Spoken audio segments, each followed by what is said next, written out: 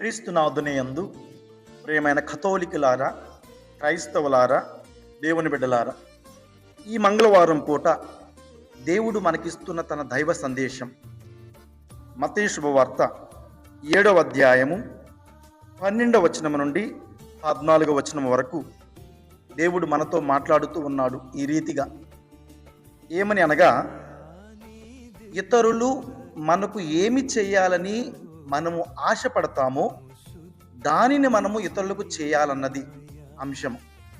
సాధారణంగా మనము ఇతరులు మనకు గౌరవం ఇవ్వాలని, ఇతరులు మనకు సహాయం చేయాలని, ఇతరులు మనల్ని అర్థం చేసుకోవాలని, ఇతరులు మనల్ని ప్రేమించాలని మనం ఆశపడతాం. ఏదైతే మనం ఇతరుల నుండి ఆశపడుతున్నామో దానిని మనము ఎదుటివారికి మొదటిగా చేయాలి. దానిని ఈరోజు ప్రభు సువిశేషం ద్వారా చెబుతూ ఉన్నారు. మత్తయి శుభవార్త 7వ అధ్యాయం 12వ వచనంలో, ఇతరులు మీకు ఏమి చేయవాలని మీరు కోరుదురో దానిని మీరు మొదటిగా ఇతరులకు చేయుడు. ఇదియే మోషే ధర్మశాస్త్రము, ప్రవక్తల ప్రబోధము. దీనిని ప్రభు ఏమంటున్నారంటే జీవద్వారము అంటున్నారు. 13వ వచనంలో, ఇరుకైన ద్వారమున ప్రవేశింపుడు, విశాలమైనటువంటి మార్గము వద్దు.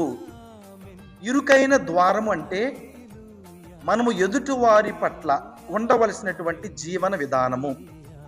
ఎదుటివారి పట్ల మనం ఎలా ఉండాలి అంటే, మన పట్ల ఎదుటివారు ఎలా ఉండాలని మనం ఆశపడుతున్నామో, కోరుకుంటున్నామో దానినే మనము ఎదుటివారి పట్ల ఉండాలి.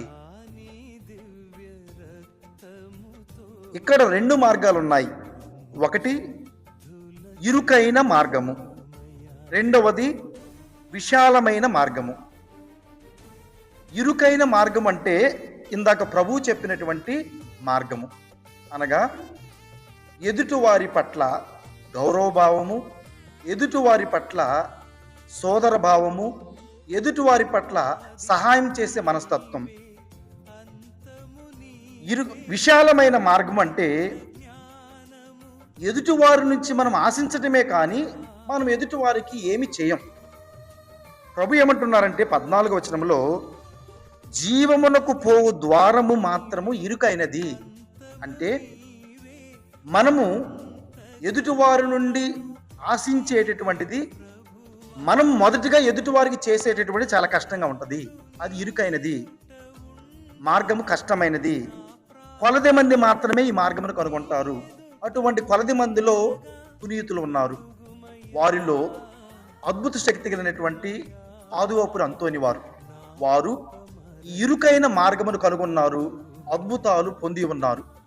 వారి ప్రార్థన సహాయాన్ని ఈ మంగళవారం పూట మనమందరం కోరుకుందాం. పిత, పుత్ర, పవిత్ర ఆత్మ దేవుని నామమున ఆమేన్.